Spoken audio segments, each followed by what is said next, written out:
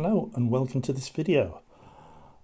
This is the first in a series that I'm going to be making about my own work. I've done several videos for the Regional Print Centre about printmaking, and they've all been received quite well, I'm pleased to say. So I thought I would have a go at making some of my own personal videos about my own work. And this is the first in that series. A little bit about me, really. I've been an artist all my life.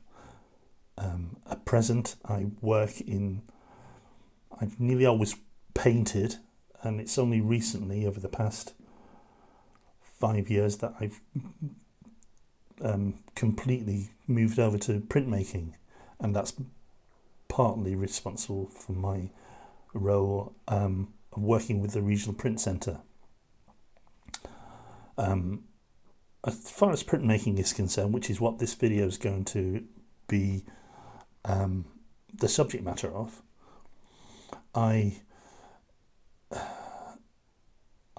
work in several different techniques: screen printing, etching, relief work, colourgraph, all sorts really, and it's part and parcel of the job, which is what I do for a living. The artwork in this video is going to be a lino cut, working with Japanese vinyl. It's a little different from how I would normally work, because my starting point is going to be a computer drawing. It's something that I've not really done before, but I'm finding that it's a useful tool for developing ideas that I've got quickly, whereas if I was drawing it freehand, it would take me a long time. So I'm using that tool in that respect, and I'm going to take you through the process that I've used to achieve the end product. Really take you through the whole process.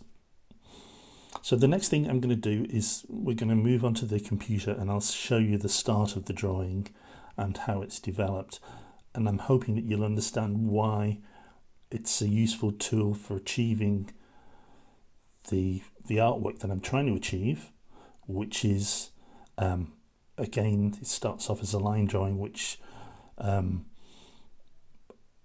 is a starting point for most of my work, really, and I suppose for many visual artists it's the same. It's how you use it and develop it from that, really, isn't it? So without further ado, let's move on to the computer screen, and I will explain to you the process. So here we have the computer that I'm working with.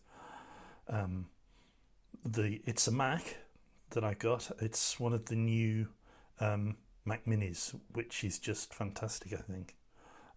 There's loads of reviews on it with the new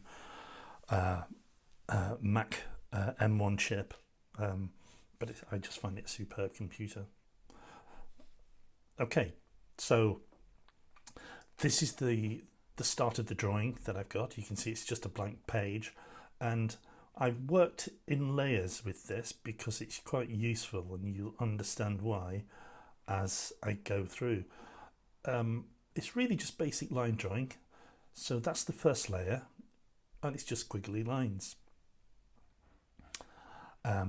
So I move on to a second layer. I'm making the lines transparent. They can overlap each other, which is the intention of the drawing, really. So I move on to a third layer, and a fourth layer, and a fifth layer. So the drawing becomes quite complex, and it's really quite simple to do on a computer. But if you could try imagining drawing that by hand, that would take you days. Whereas with this, it's literally minutes. And this is evolved from the work I've done previously, which has always been about line and how line can be manipulated and the effects you can achieve with straight lines or curved lines. And now I'm working with spaghetti lines, for want of a better word. But the beauty of working in this is that you can take each layer away. So what it means is if I wanted to do a screen print or a multi-plate lino print from this, I've got the color separation there. So that would be the first layer printed, second overprinted, third overprinted, fourth overprinted, fifth overprinted. But what I'm going to do with this is just going to be a one color, and I want the lines to interweave, so they're going to, some will come above, some will go below each different layer, and I'm going to achieve that by printing out this image on a photocopier and then returning to the photocopy, making a tracing, and then making those decisions on the tracing, what will go under and what will go over. So the image becomes even more complex, really. And that's the next stage. So I would thoroughly recommend this software. This is Inkscape, which is a free software you can download quite easily. Another one I use is Krita, spelled Krita, which is a painting package, again free, and I've found them really excellent.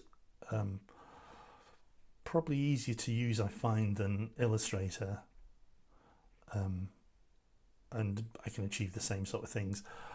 They're probably not, if you are an expert with Photoshop, with the Adobe package, they probably don't do the same things that you can do with the Adobe software.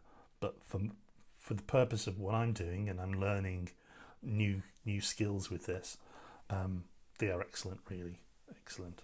And I'll be returning to do different things with these over the next few years, I think. So moving on from here onto the next stage, I'm going to show you the tracing and the printout.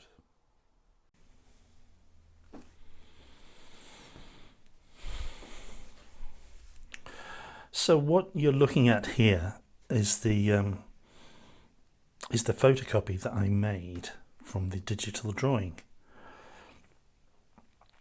The digital drawing was done at A3 size, and I've enlarged it on the laser copier.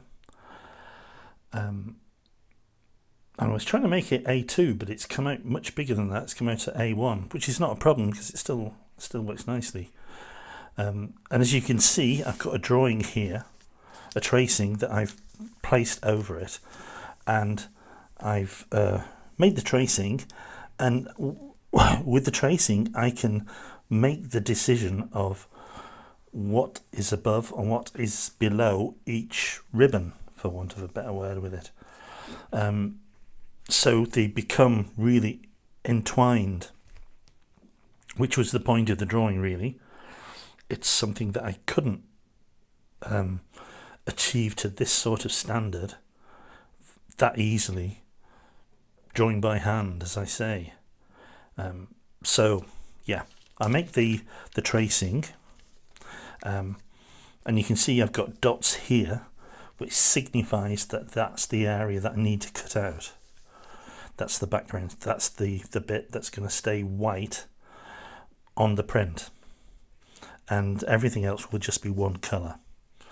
So I make the tracing, I then transfer the tracing onto the printing plate. In this case, it's Japanese vinyl. So you can, I think you can see the lines that are cut into it, which is the tracing that I've done, and that's what I'm working with. And I've done the first stage, which is cutting out the shapes and the lines of the ribbon. I'm taking away the background now, and once I've done that, it's going to be ready for print. So the tools I'm using are these, which are the file, the Swiss tools, which are excellent. I've used these for years and I'm really happy with them. They're great for lino. It's quite intricate, this, as you can see, and it can be quite difficult getting right into these little corners here. I hope you can see that on the video.